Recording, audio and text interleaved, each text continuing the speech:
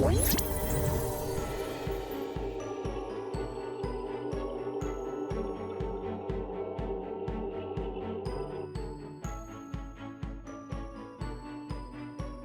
afternoon, everyone. This is Nixon T. Panspina, and today we're gonna talk about the needs assessment.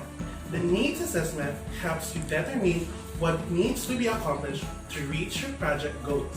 It also serves as incredibly powerful tools for decision making, resource allocation, and ultimately reaching programmatic goals. It is also a systematic process for determining and addressing needs or gaps between current conditions and desired conditions or wants. It is also important to conduct needs assessment at the onset of the project so that programs are appropriately tailored to the individual and communities you serve. Not sure where to begin?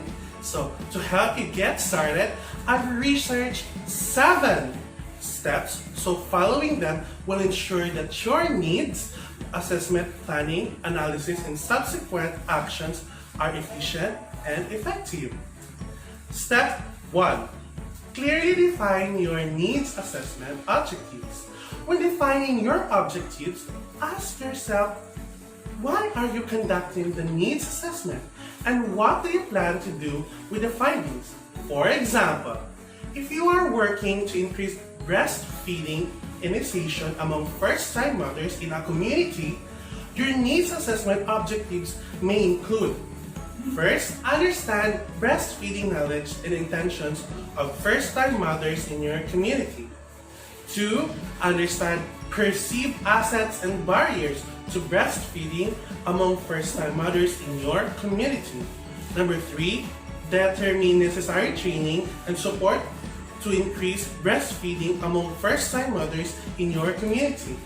Key objectives at the onset will help you identify your needs assessment activities.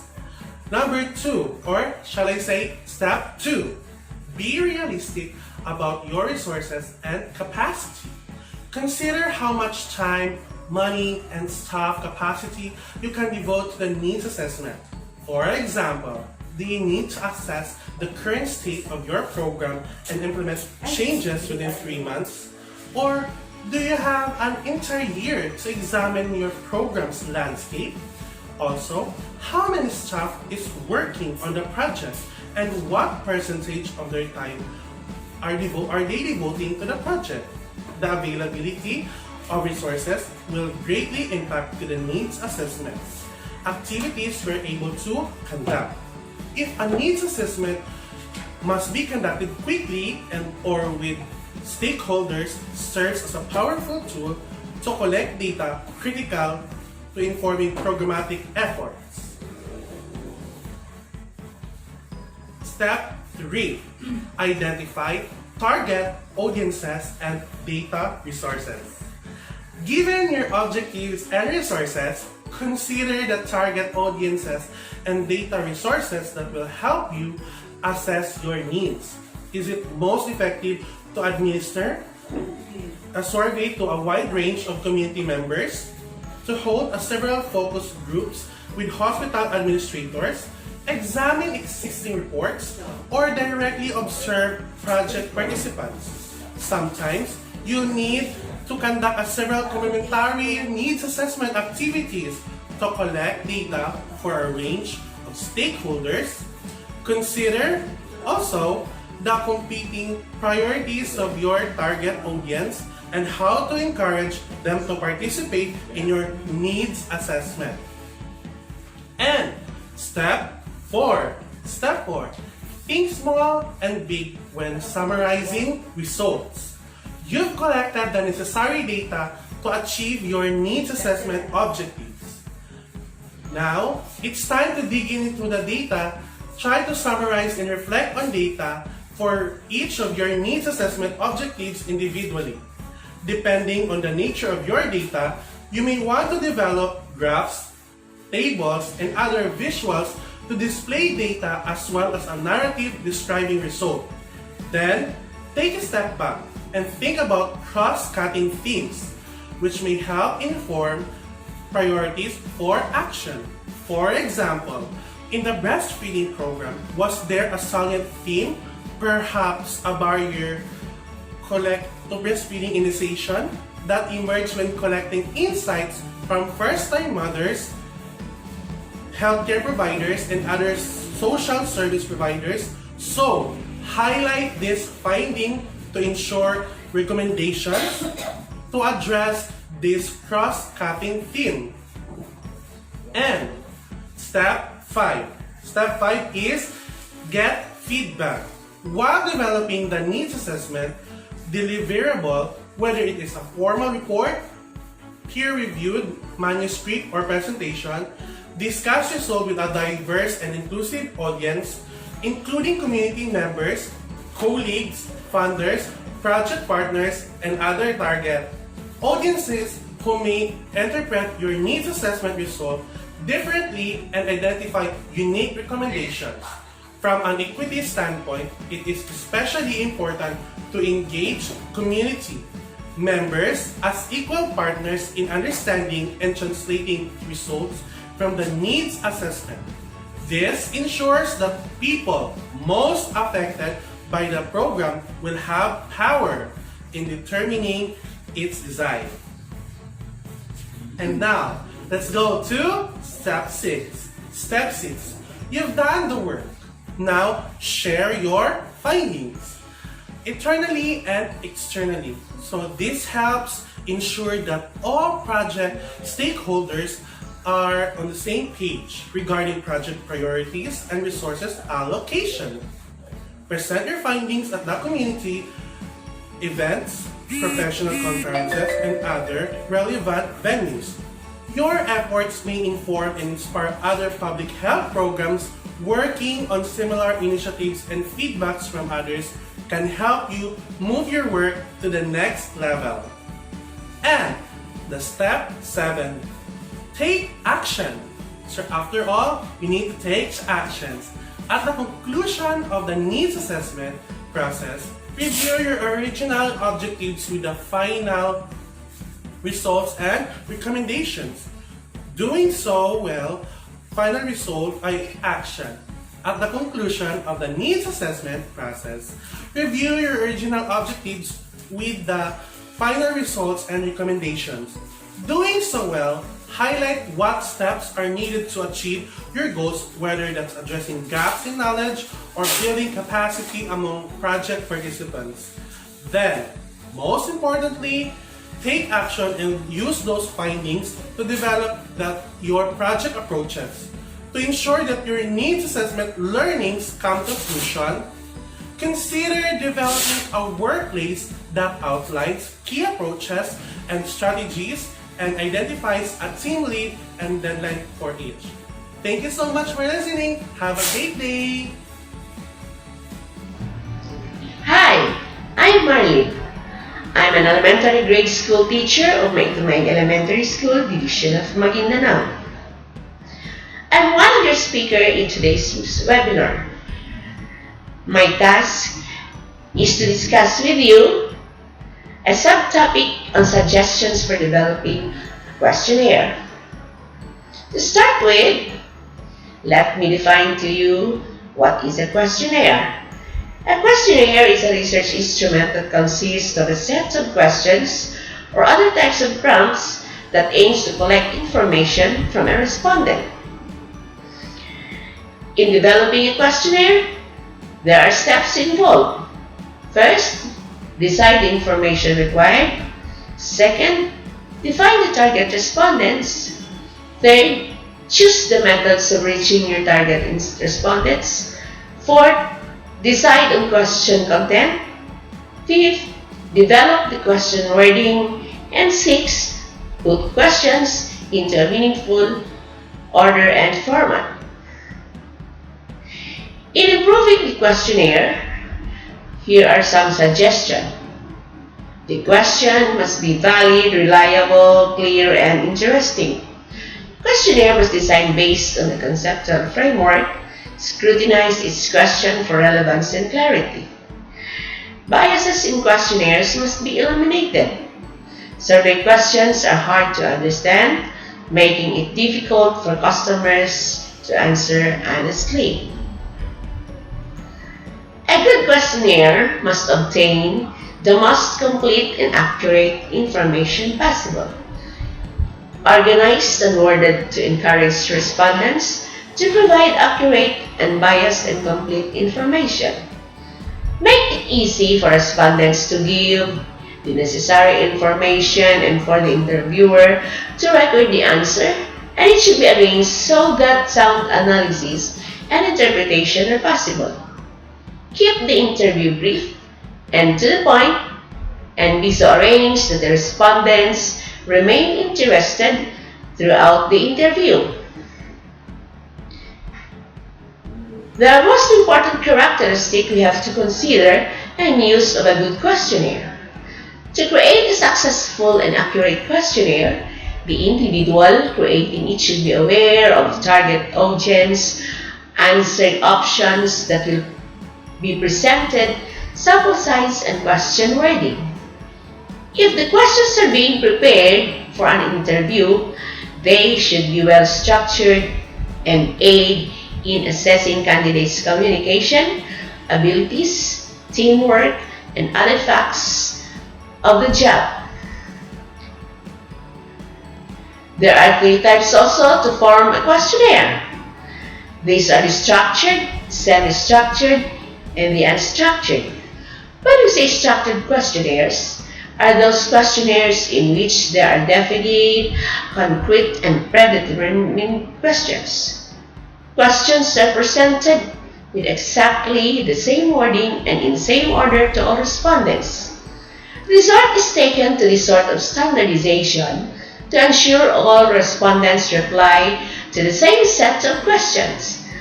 It has fixed alternative questions in which responses of the informants are limited to the stated alternatives.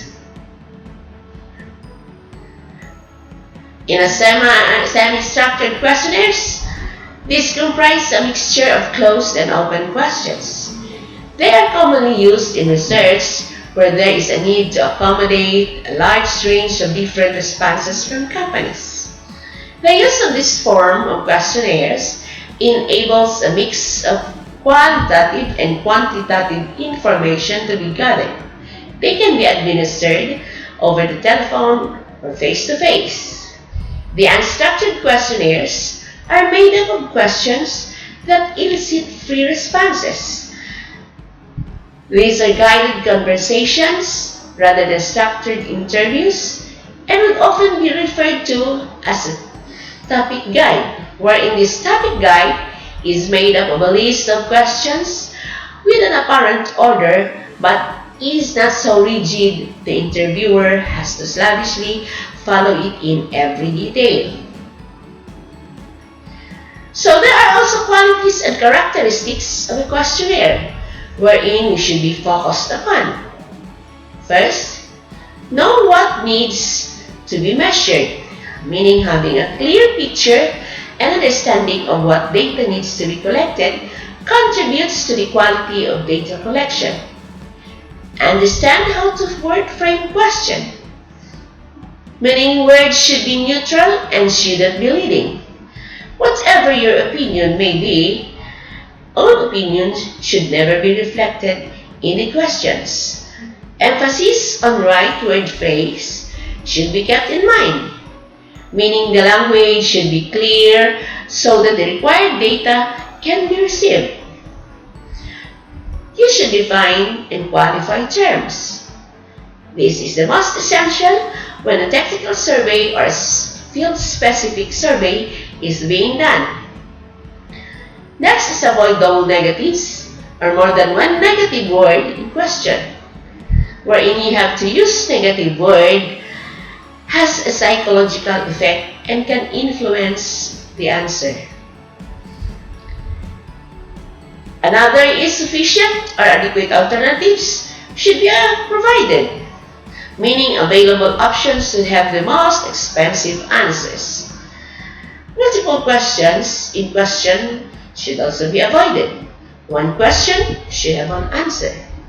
Word requirement emphasis should be emphasized, wherein this helps in making a point and question clear. Options like good, bad, fair, average should be quantified through photographs or other means.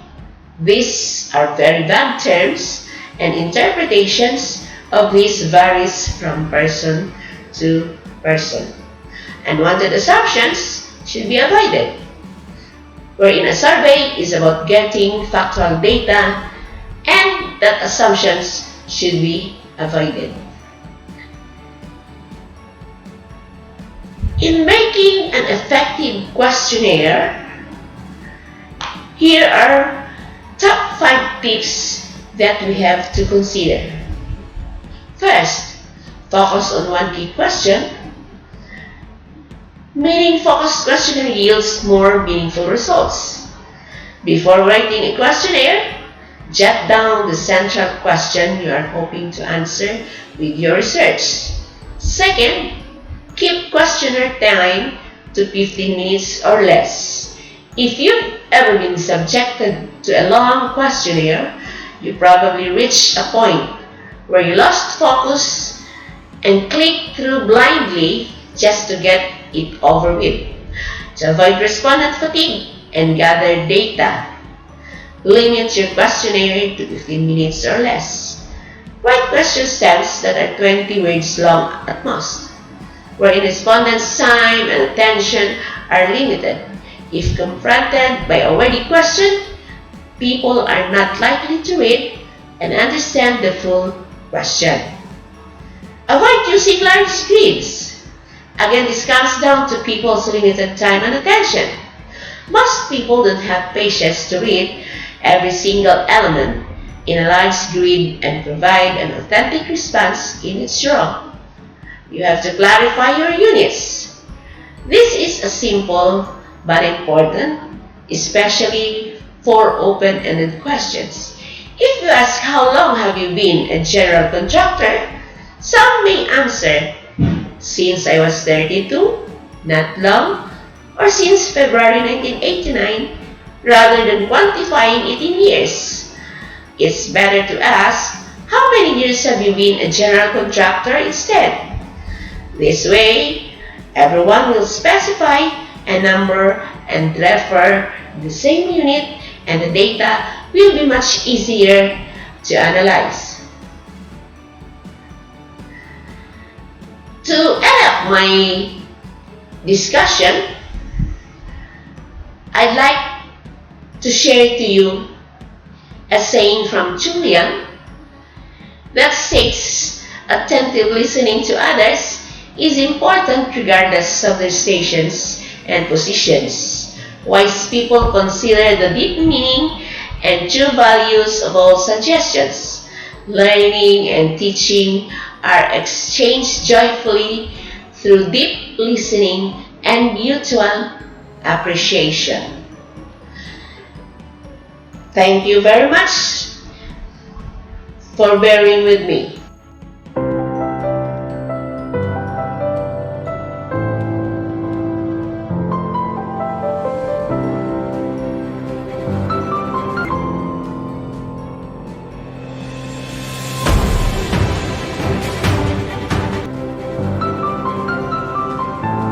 Good day. I am Lisa Naval de la Cuadra, teaching at Season Elementary School, Season Maitong, Sarangani Province. Join me as we discuss some calls and assessing needs.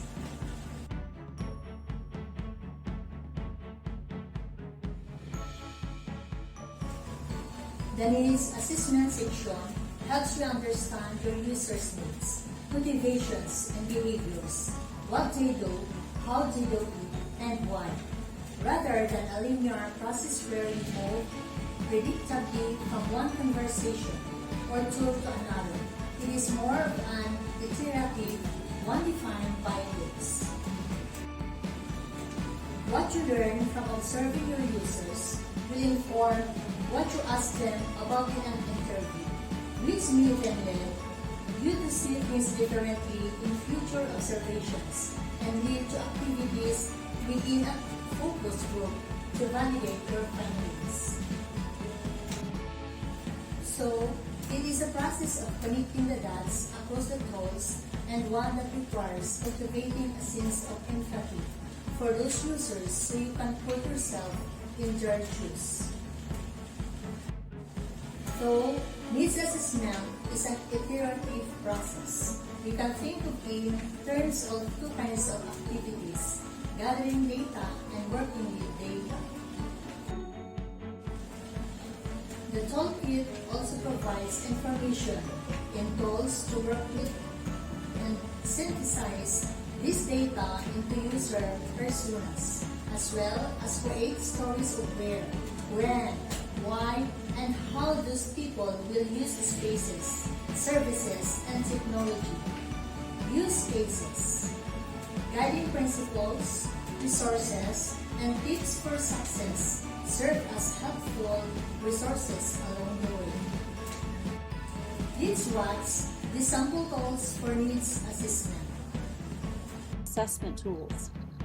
Assessment tools provide a method for gathering evidence of student learning. These tools can come in a variety of forms, which can include surveys, open-ended test questions, multiple choice questions, rubrics, juried reviews, grades, and scoring guides. Not all assessment tools are created equally. It's important to think about the types of information your program wants to gather in order to adequately determine the level of learning that is taking place. Direct evidence measures the student's performance of learning, whereas indirect evidence measures a proxy for student learning. The tools your program uses to gather evidence will determine if you are gathering direct or indirect evidence. Rubrics, jury reviews, and scoring guides gather direct evidence. They provide specific feedback about a student's performance and an outcome. Grades, on the other hand, provide indirect data. There are often many factors that go into a final grade on a student's project. For anyone other than the course faculty, it is impossible to know exactly what differentiates between an A or a B in a course or on a single assignment. Surveys can be both direct and indirect, depending on how they are used. If you survey a student's perception of their learning, then that is indirect evidence. Students are rarely regarded as having the ability or skill to accurately evaluate their learning and an outcome. If, however, you survey a student's internship director on that student's performance, you are gathering direct evidence. In that case, you are asking an expert in the content to provide a judgment on the student's abilities in an area. Generally, though, surveys are regarded as indirect evidence.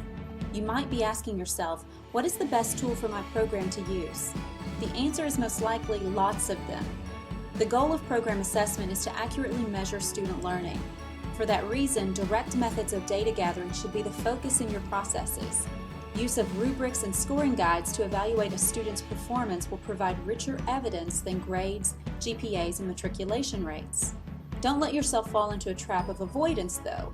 Even though direct evidence provides richer details, adding indirect evidence helps to complete the story of the student learning.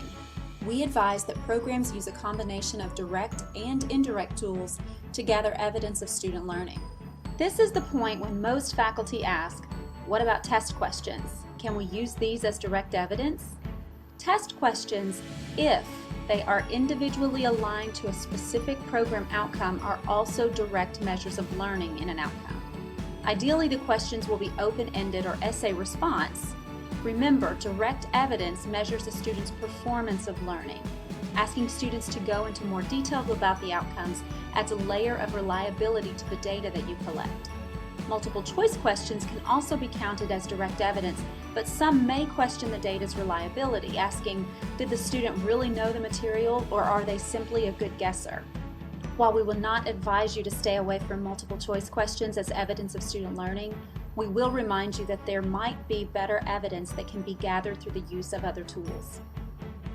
Let's talk about rubrics for a bit. A rubric is a tool that allows a faculty member to evaluate the student's performance or work against a defined set of criteria. Rubrics are like scoring guides on steroids. In addition to defining each of the criteria for evaluation, a rubric also defines what performance at each level looks like. Rubrics are great for evaluators and students because they take some of the guesswork out of evaluation and requirements. Faculty who use them state that they make the evaluation process go so much more quickly and help to ensure that all students are evaluated using the same criteria. Students like them because they provide a resource for the requirements of the assignment. Program-level rubrics are generally much broader than assignment-level rubrics. Assignment-level rubrics include criteria that are specific to the assignment. Things like word counts, formatting, and use of a specific citation format might all be included in an assignment rubric. Program-level rubrics are intended to be used in the evaluation of a variety of assignment types. Lab activities, speeches, written assignments, and artistic performances can all be evaluated using a single rubric. Program-level rubrics should refer more generally to a criterion. Instead of specifically stating that APA style will be used in an assignment, the program-level rubric might require that students properly use references and resources. A criterion worded in this way would allow for the difference in referencing material in speech or in writing. Program-level rubrics are not easy to write. Quite the opposite is true. Program faculty must agree on the criteria that are used for evaluation. They must also agree on the scale used to evaluate students. Finally, they must agree on the wording for each of the criterion level indicators. The indicators must be clear and concise. It must be easy for evaluators to determine the difference between two levels in a rubric. What makes one level higher quality than the other? Rubrics like this often require several iterations before they are just right. To write a rubric, begin by determining the categories by which the student's work should be evaluated. If your program's learning outcome is centered on critical thinking, you must think of the ways in which critical thinking should be demonstrated. It may help to research rubrics that have already been written by other institutions and programs. If an outcome is complex, and program-level outcomes should be, then there will be multiple criteria for evaluation. Once the criteria are determined, the hard part begins. Define what each level of performance for that criterion looks like. There is no best way to go about this. Some advise that writers should begin with the level of competency and work up or down from there. Others advise starting on one side or the other of the evaluation scale. Really, it comes down to the process that is most logical for you and your peers. At UK, we are proponents of revision. If you are lucky enough to find a rubric that generally matches your criteria for performance, then by all means, use it.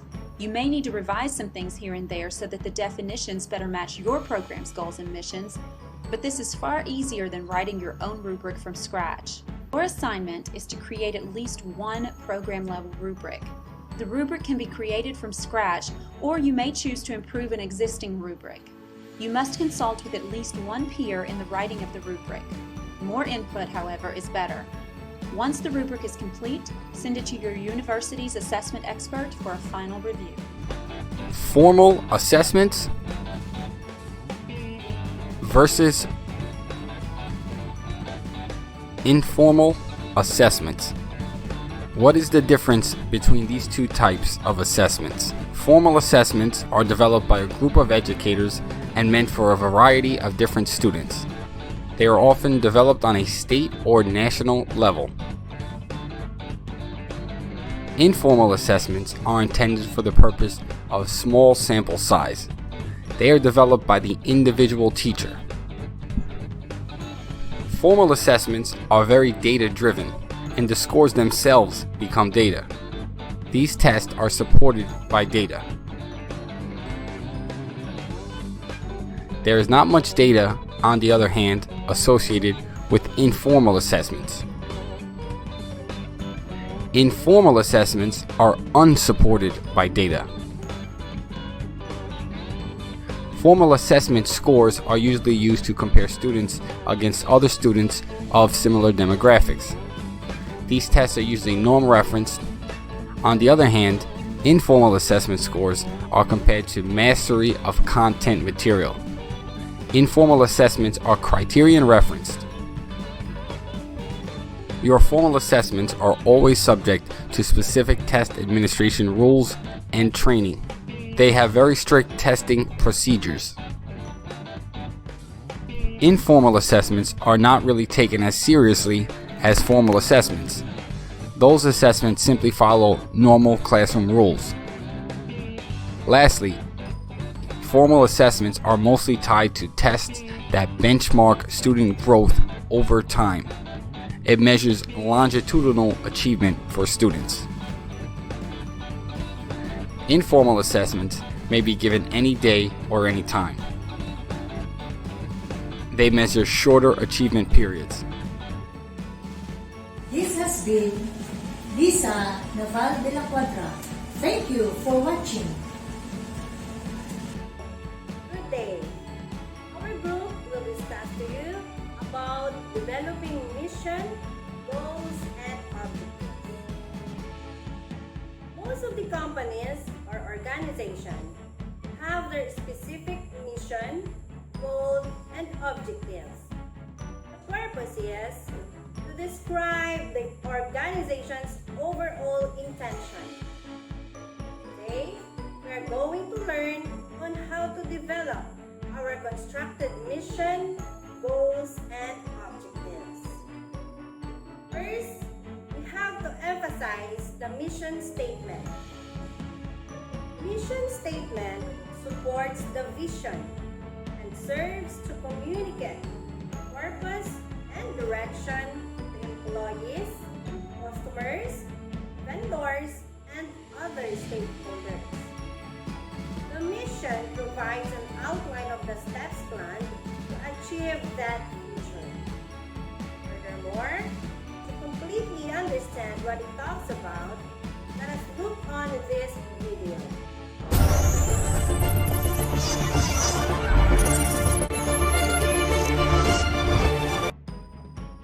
Most companies have both vision and the mission statement. Just like the people, companies too need direction. And this lack of direction has led to the downfall of many business and organization. So in addition to this direction, just like the people, business need to set some goals and objectives as well. So both this vision and mission are related to some reason for which company exists today. Let us understand this with the help of some illustration. Suppose you are at point A and you want to go to point B. So in this case, the point B will be your vision and point A will be your mission. While the mission statement addresses the questions like why do you exist, or why do you want to reach B, or what is the fundamental reason for existence of your organization. While the vision statement addresses the questions like where do you want to reach in 5 to 10 years of time, or define the desired future position of a company, or what do you want to achieve in future, or who do you want to become. That is your vision.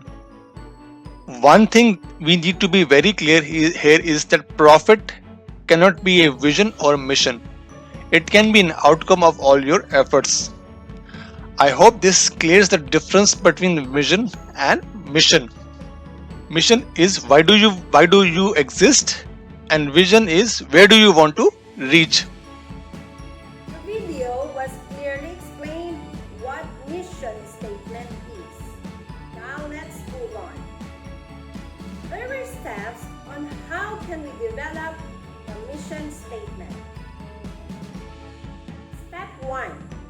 Gather information, form a planning team, and organize a meeting. In crafting the mission statement, gathering information through collaborative ideas with your colleagues makes the best output. Step 2. Define whom the organization serves. We are going to identify the certain clientele whom the organization will cater with. Step 3. Clarify what the organization does. Absolutely, the organization will make unattainable objectives for the betterment of the clientele. Step 4. Explain why the organization does and what it does. This is the very conclusive part of the mission statement. You have to spell out clearly the why and what of our organization, just like the video explained a while ago. Step 5. describe how the organization delivers products and services. This time, the organization will introduce the creative services to reach out and deliver the products to the client. Those are the 5 steps on how to develop our mission statement. Together, your organization can decide on a statement that best meets this criteria. Nevertheless, your organization has the reason to exist and acquire the best feature. Before I end off, let me share to you this simple quote. To succeed in your mission, you must have single-minded devotion to your goal. By APJ Abdul Kalam. I am Christine Joy and Iboho. Thank you for watching and God bless everyone. Before we will begin to talk about goal setting, I will ask first these 3 questions. Do you have any goal in life? Have you ever think or write any of these goals? Have you reviewed these goals? If you have answered true to these questions, let's do it and get started. I'm Leia B. Doctor. Most people have dreams. If you turn your dreams into goals, you can have something happen in reality. Today, we will talk about what is goal, types of goals, what is goal setting, why we set goals, and guide in setting goals. If we have to define what is goal, goal is a desired result that a person plans and commits to achieve. There are 4 types of goals. First, short-term goal. Goal that can achieve soon or near future. The near future can mean today, this week, this month, or even this year. It will also help you achieve long-term goals. Second, long-term. Goals that take months, years, and lifetime. Third, fixed goals. Goal that is an outcome that is based on a specific date or time. Lastly, flexible. Goals that have outcome but no time limit. Now, let's proceed and talk about goal setting. Goal setting involves the development of an action plan designed to motivate and guide a person or group toward a goal. Why do we need to set goals? First, it gives you long-term vision and short-term motivation. Next, it focuses your acquisition of knowledge, helps you organize your time and your resources so that you can make the very most of your life. Third, it allows to measure your progress because you always have a fixed endpoint or benchmark to compare with. Lastly, goals help you achieve your highest aim.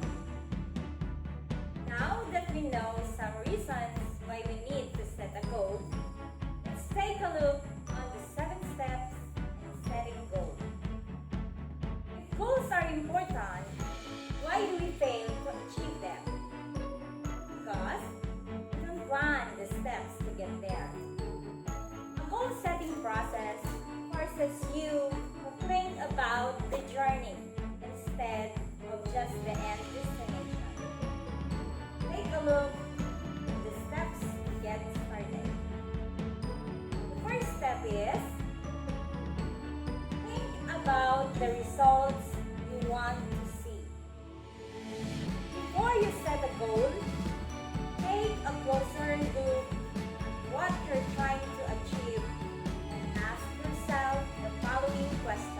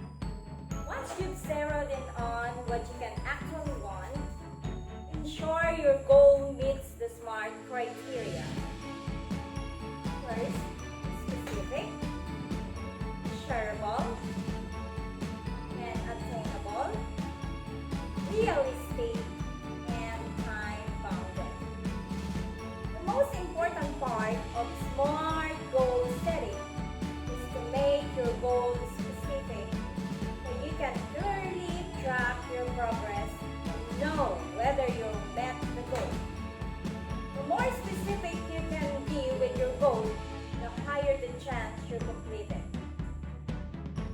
Third, write your goals down.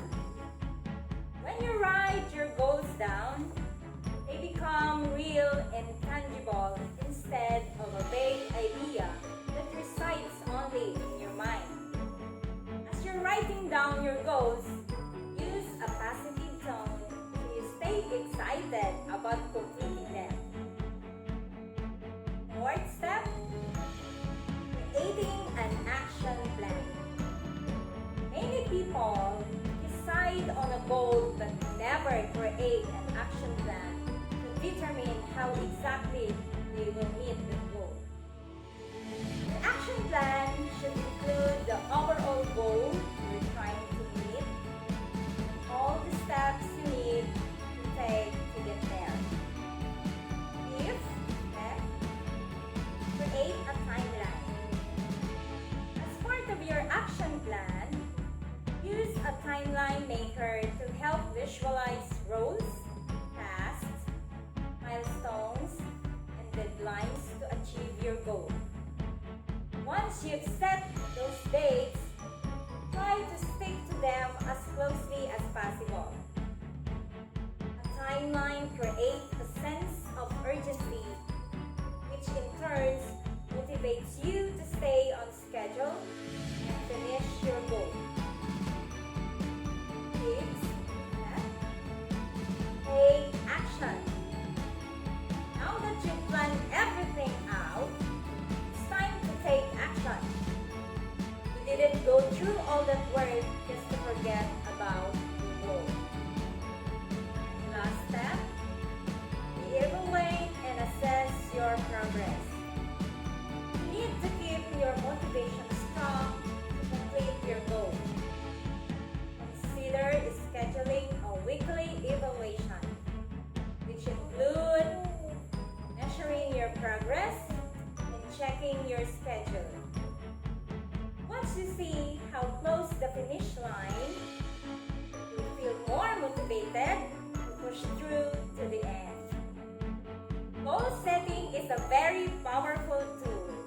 It will help you give direction in life, and if you have direction in life, life is even more enjoyable to live.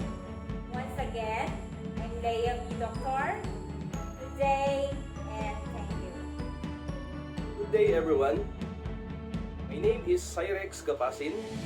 I am a science teacher of Salakit National High School in Kiambawan District, Sarangani Province. I'm here today to talk to you about developing objectives, and I'm going to give you a few techniques how to write those objectives. We all know what objective is because as a teacher, we set our objectives first before starting a lesson. It is our main part of plan in achieving our goals. As leaders of any organization, we want to ensure that we are working smarter rather than working harder to manage our customer base. And that is possible only if you have objectives. Can you imagine a plan without objectives? Or can you imagine your lesson plan without objectives? Have you tried not knowing a lesson plan and yet teach? Of course, such class scenario has lessons that leads to nowhere, and the entire lesson is a failure. So, what is an objective?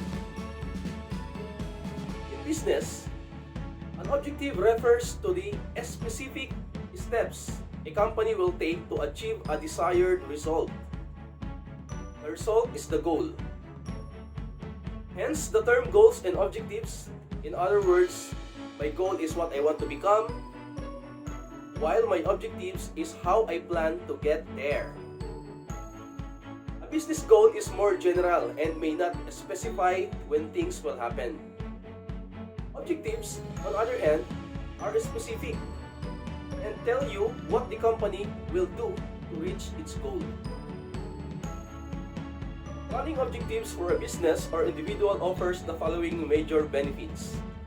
First, objectives measure your progress. Objectives help in measuring progress made toward achieving large goals. If goals are not divided into objectives, they may seem unconquerable. Second, objectives offer a sense of achievement. Meeting objectives usually creates a sense of achievement and motivates you to work further toward reaching ultimate goals.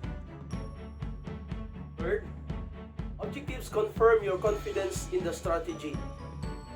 Defining your objectives gives you an opportunity to confirm that an overall goal strategy is formulated correctly and that you can be successful.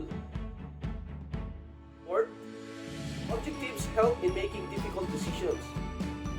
If you are faced with a difficult situation and are unsure what to do, you can always refer to your objectives to make sure that you are moving in the right direction. Number 5, objectives help you understand what your company expects from you. Managers can use objectives to set targets for their team and motivate them to work toward a common goal. An objective is globally smart. The company's business objective is detailed picture of the steps its senior management plans. And specifically, they are steps in plans to take a reach a specific goal. SMART refers to the first letter of each of the 5 words listed. They describe what an objective must be. Letter S refers to specific, meaning an objective must be easy to understand and clear. M stands for measurable. In other words, easy to quantify. A is achievable, possible to be attained. R stands for realistic. This one is similar to achievable. The aim must not be high in the sky. And the last one, the letter T, stands for time bound, related to specific durations and dates. Now let's have a clear understanding about objective and goal. Business goals are not the same as its objectives. Although their meanings are similar, but they are not identical. A goal is a broad primary outcome.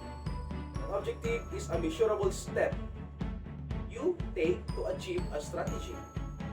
A goal is the purpose towards which we aim and endeavor. An objective, however, is something that our efforts or actions are intended to attain or accomplish. Objectives are measurable and tangible, while goals usually are not. Goals generally look at the long term, while objectives are either mid-term or short-term. The two terms imply that the person wants to get somewhere and will make an effort to get there. Goals look at overall accomplishments or achievements for which we must make an effort. Objectives are specific targets with that overall goal. Objectives usually have a time frame and deadlines. A specific result that a person or system aims to achieve within a time frame and with available resources. In general, objectives are more specific and easier to measure than goals. Goals are outcomes you intend to achieve, whereas objectives are the specific actions and measurable steps that you need to take to achieve a goal. Goals and objectives work in tandem to achieve success. If you create goals without clear objectives, you run the risk of not accomplishing your goals. Following are some major differences between goals and objectives. Alignment and order. Goals are set to achieve the mission of an organization or individual, while objectives are the set of the accomplishment of goals. Goals are thus higher in order than objectives. Another one is scope. Goals are broad intentions and are often incapable of being measured in quantifiable units, while objectives are narrower than goals and are described in terms of specific tasks. Specificity. Goals are general statements of what is to be achieved. They do not specify the task that need to be performed to accomplish them. Objectives, on the other hand, are specific actions one takes within a certain time frame. Now I give you the 5 steps for writing achievable organizational objectives. For an organization to be able to achieve their organizational objectives, you must know how to write them first. It starts with a clear thought of what you want to achieve, followed by how you plan to achieve it, and then finally, doing the hard work to achieve it. How to write organizational objectives. Before we even begin the article, it is important to understand the distinction between organizational goals and organizational objectives. While organizational goals are much broader and more general statements of what an organization seeks to achieve, organizational objectives are smaller targets that an organization sets in their pursuit of achieving their organizational goals. Now I give you the 5 steps for writing achievable organizational objectives. First, start with a SWOT analysis. As mentioned before, organizational objectives are written in pursuit of organizational goals. In order to pursue either a goal or an objective, an organization must know its strengths and weaknesses, as well as that opportunities are presenting themselves now or in the future, as well as what threatens their plans. Second, use the SMART model to set objectives. The SMART model is a very popular model used by organizations to set organizational objectives. It simply advises the concerned authorities of the organization to keep your objectives specific, measurable, attainable, relevant, and time-bound. Let us explain this with an example. Say you start with a simple idea such as becoming a globally well-known company. This idea is not an organizational objective because it has no aspect of the SMART model. To be an organizational objective, it needs to be specific. In what industry do you want to be well-known? Measurable. How will you know when you have achieved your objective? Attainable. Can you actually achieve this objective with your resources? If not, how are you going to get those resources? Relevant. Will this objective benefit your organization? Is it relevant to your growth? Time-bound. Have you set a timeline by which you plan to achieve this objective? Number 3, determine the contributions of every member of the organization. Every member of the organization will have to contribute something to help achieve the objective. It is always better to determine beforehand who contributes what. For example, what will the stakeholders need to do to ensure the fruition of the objective? What will the marketing team do? What will be the role of the sales department? How will the human resource department contribute to the fulfillment of the objective? And stuff like that. Number 4, brainstorm with your employees. Although writing and planning organizational objectives are reserved for the higher ups of the organization like directors, stakeholders, and chief officials, it's always better to discuss it with your employees. Employees of the organization can have insights that could make a lot of difference.